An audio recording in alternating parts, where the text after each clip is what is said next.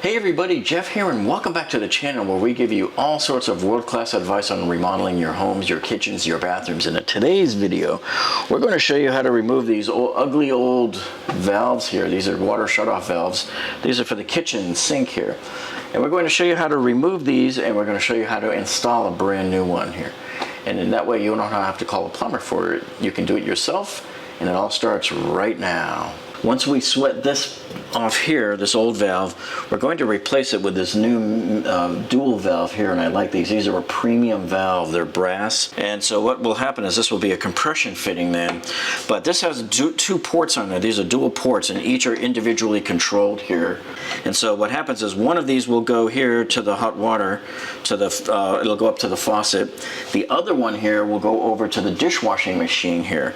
So that's a great way to individually control them. And then if you ever have to unplug one or the other, it won't affect the other appliance.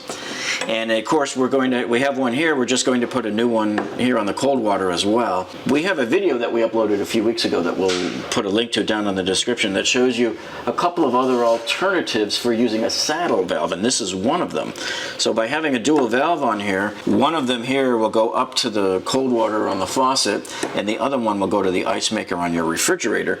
So what happens is when you buy a refrigerator, a lot of these installers don't know what they're doing, and they'll clip a saddle valve onto your pipe here, piercing your pipe, instead of putting on a nice dual valve like this. Just got to remember, one of these has to be 3/8 and the other one has to be a 1/4 inch on this one on the cold water, because the ice maker valve only takes a 1/4 inch. So the water's off now, right? Okay. Yeah. Okay, so the first thing you want to do is cut off the water to the property and then come and let it drain out here until you have no more water flow. Okay. Okay, so you always want to make sure you're wearing gloves when you're handling the torch. And in this case, we couldn't find the black cloth that we normally like to use. So you want to make sure that you at least stay parallel to the wall with your flame. And of course, we're several inches from the wall. We're probably 3 inches off the wall anyway with the flame. So you see you rotate it around the joint there.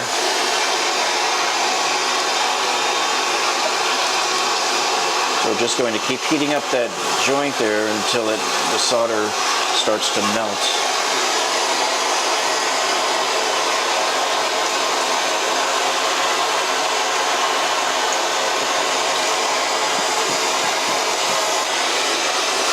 And it's a good idea to make sure that your valves are open there too, to let any steam get out of there. But you can see the fact that we're steaming means that we still have a little bit of water left in that pipe.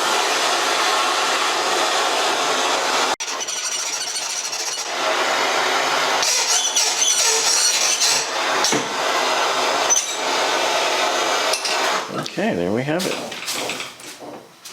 Now we are just going to let this cool down to room temperature for a moment.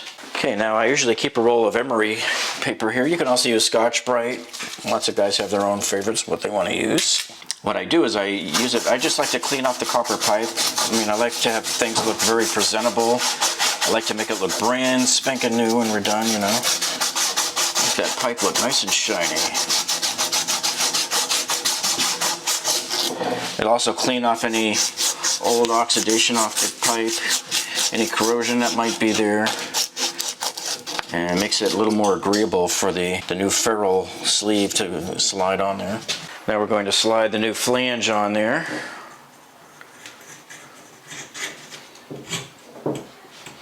So that goes all the way up against the wall. That'll hide all of our imperfections on the wall near the hole there.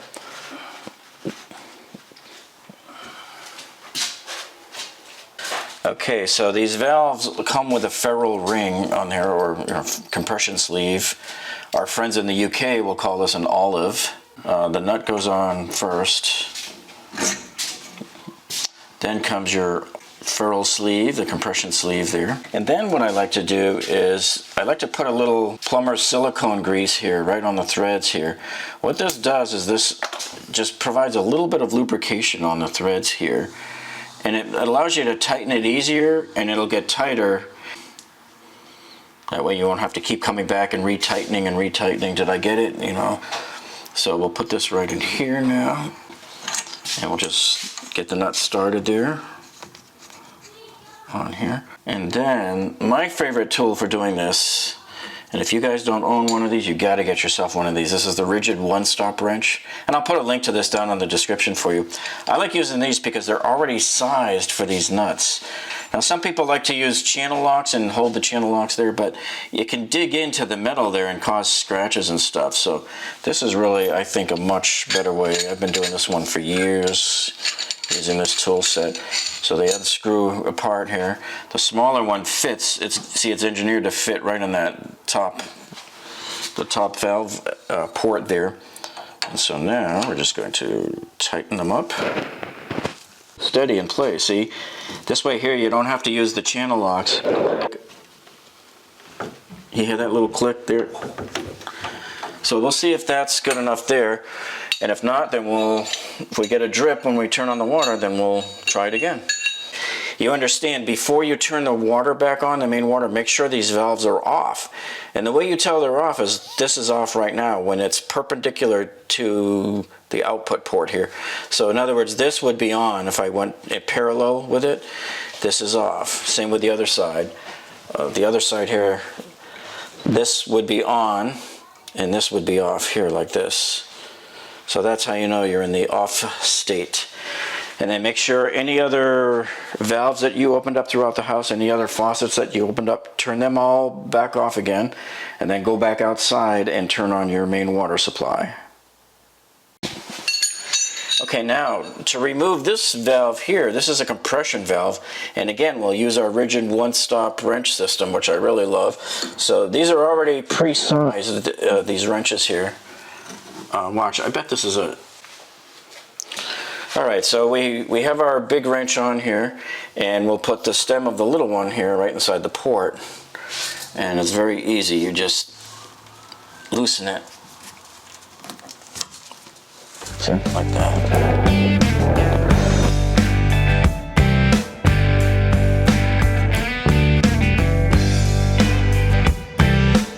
If you follow our advice here, you can see you don't need to hire a plumber to do this for you.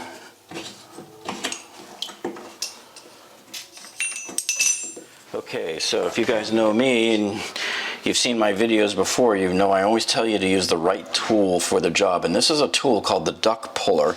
This is made specifically for pulling off these nuts with the ferrule compression sleeve here off the pipe.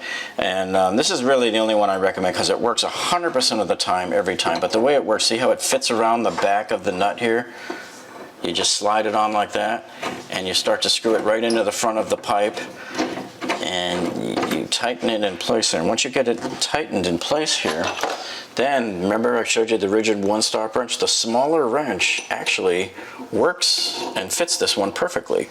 So you just start tightening and it'll slowly draw the nut and the ferrule sleeve off of the pipe.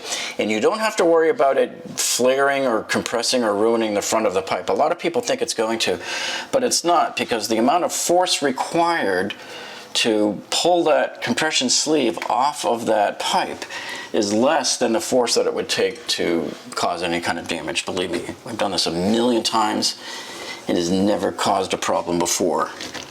So you just keep twisting around, and I know this one's on really tight, so I'm glad I'm using this tool and not that Husky tool, because the Husky tool would not be able to do this. You could also do this with a ratchet too, so that you don't have to keep moving the wrench around, but usually it comes off pretty easily. Okay, so we got it off there. See, came right off. That wasn't too bad. Now we just pull off the old flange. We're going to take a piece of emery cloth paper here, and again you could use Scotch-Brite or any other steel wool, whatever you want to use, but we're just polishing off the pipe here and make it look nice and neat. Remove all the old age off of it.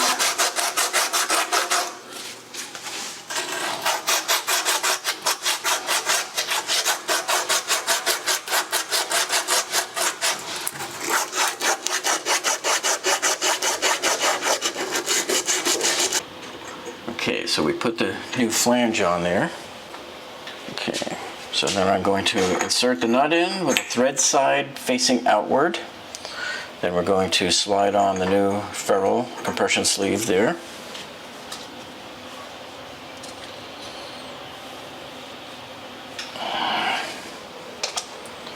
Okay, next we're going to take a little bit of plumber's silicone grease there and put it on the threads of the valve there and just rub it all around there. Give it some lubrication there and insert it onto the front of the pipe. We'll bring the nut forward and start to tighten it down. And then I always want to make sure that the 1/4 inch valve is facing downwards, so for the ice maker to go that way.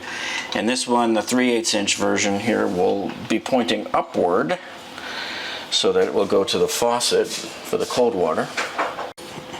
The stem of the smaller wrench here will go in the 3/8 inch opening here, while we put the bigger wrench onto the nut, and we will start to tighten them in opposite directions. And you just keep going until you get really snug to the point that it won't rotate like this. So the idea is once you get it tight, you want to make sure this stays reasonably horizontal like that. You don't want it looking like that. That to me is just unprofessional looking when people do that. I hate that.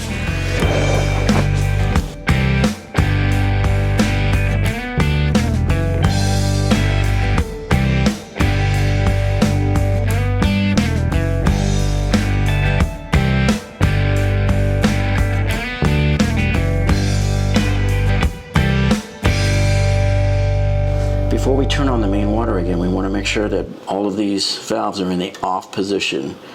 And off position is perpendicular to the port. So on would be parallel, off is perpendicular. So now we can go and turn on the water again. So you see, it's pretty easy. So now you don't necessarily have to call a plumber to do something as simple as a valve change. And you can see I'm in my zone here. I love doing this when the vanities are out and you have full access to the wall. It's a lot easier to do this than when you're sitting on your stomach reaching up in the back of a vanity here. But anyway, if you found this video useful, hey, go ahead and give us a thumbs up down below. That tells us that you like us. And if you haven't subscribed to our channel yet, make sure you click on that subscribe button down below and then click the little gray bell icon next to it. That way you'll be alerted every time we upload a new video. Well, that's it for this one, folks. We'll see you on the next one.